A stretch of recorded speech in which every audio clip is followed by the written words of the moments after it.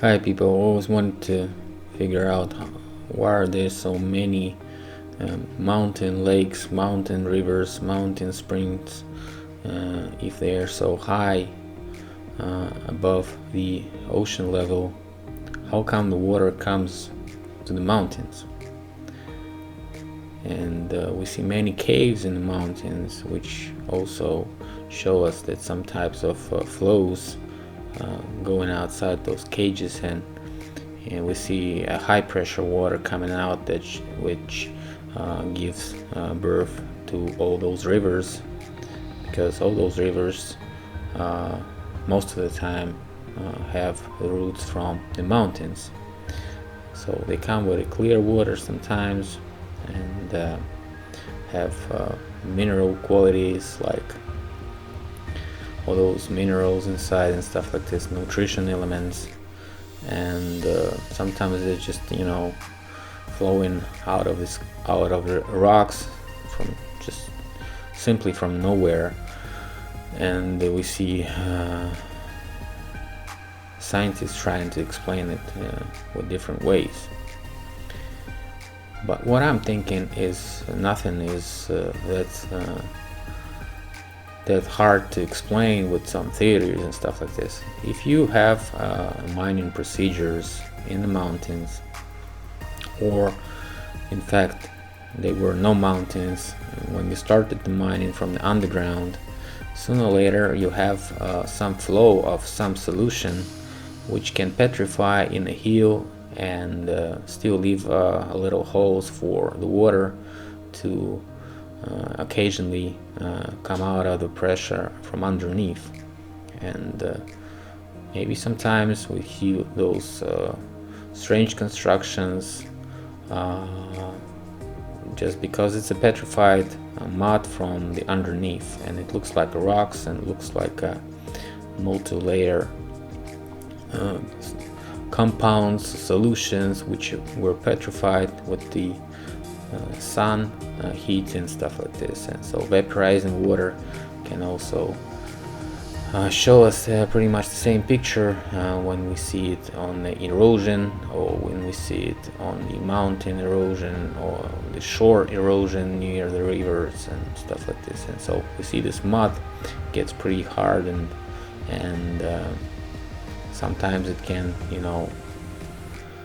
petrify like a hill, or even a huge rock, or even some type of wave structure.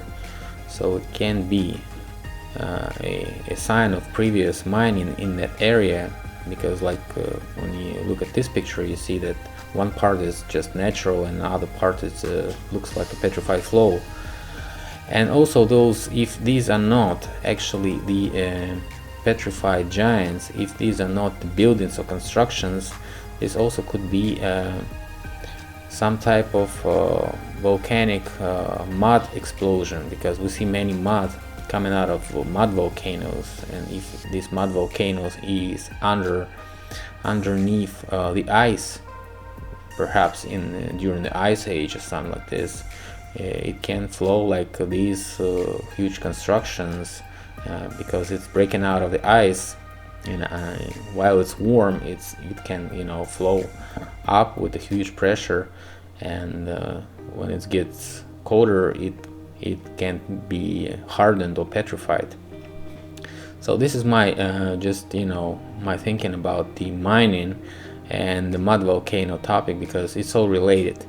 And previous mining could result to creation of those tunnels inside the mountains, inside the rocks, inside the hills, even underneath the ground. And we can see many different compounds containing metals and minerals and stuff like this. So why can't we just imagine that it was previously used by the miners who were terraforming our world and stuff like this? And so many different compounds, even the mud, could be the result of the mining.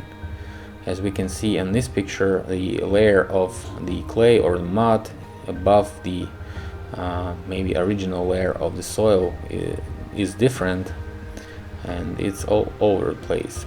And if we look at those blueprints of Egypt constructions, we also can see that they could be used as a chemical labs, chemical factories. All those strange objects with technological tunnels inside could be possibly used as a chemical production unit, chemical factories. Even the pyramids, as I've been talking about, have those channels that can provide them with the solution, the water and stuff like this. And as you can see, those lines, they all go from the rivers and stuff like this. So it could be just the pipelines who provided the amount of solution to the place of chemical reactions, chemical procedures. We see the signs of the doors that could be locking the flow to control the amount of solution coming up to the production. We see those strange signs of vaporation channels, which could be used to vaporize the water and stuff like this. And we see those locks everywhere in those huge technological tunnels, as I say. And also we see those little bolt type of things on those channels. This could be used to create the turbulence inside the flow. This could be used to vaporize and contain the elements inside those square rooms or whatever it was. So as you can see, it all looks just a chemical production for me. And I want you to think about those salts and stuff like this, and those cameras inside the pyramids. This also can be used to vaporize some elements, and the form of a pyramid is still could be used to engage the reactions they wanted to enforce the power of chemical reactions. And these are not the tunnels for human, you see, it's just the tunnels for technological purposes. Even inside the pyramids we see many little square tunnels like this. Right now they used to to do those carvings and to research them right now, but this is probably not the original look of this place. This is probably just the technological things that right now closed by those who control the pyramids. And this is the basalt floor, so some type of basalt floor is black, and black attracts the heat, so it can be used to vaporize the solution also. Those cameras could be some type of reaction cameras, whatever. And they also could be used to bury the people that found those places first, and so they could be using them for those burial purposes. But all this looks to me just a technological factory production of chemicals and stuff like this. Because you don't have to do this accurate forms for nothing. This is just the form to fill the chamber with some solution and use it as a pool for those liquids. These pipelines could be using those artificial tunnels inside those blocks. That could be also these locks could be used for high pressure, because the pressure can be spread in those blocks, so they had to use the blocks to hold them tightly. And this is not just some buried things. This could be buried channel of the chemical flow. It can be seen like this, or even a good contained one, and the bad contained ones very much in large numbers, in numerous numbers there. We see those chambers that can be used to bury the pharaoh bows, but they could be first designed to create the chemical production. And many salt inside the pyramid, just a sign of vaporation and the chemical reaction, as those channels also may be used as lines to slowly all this stuff and even flush it. As you can see, many holes in those channels could be used for flushing the and washing those channels, those huge forms that just, you know, laying around those places just for nothing.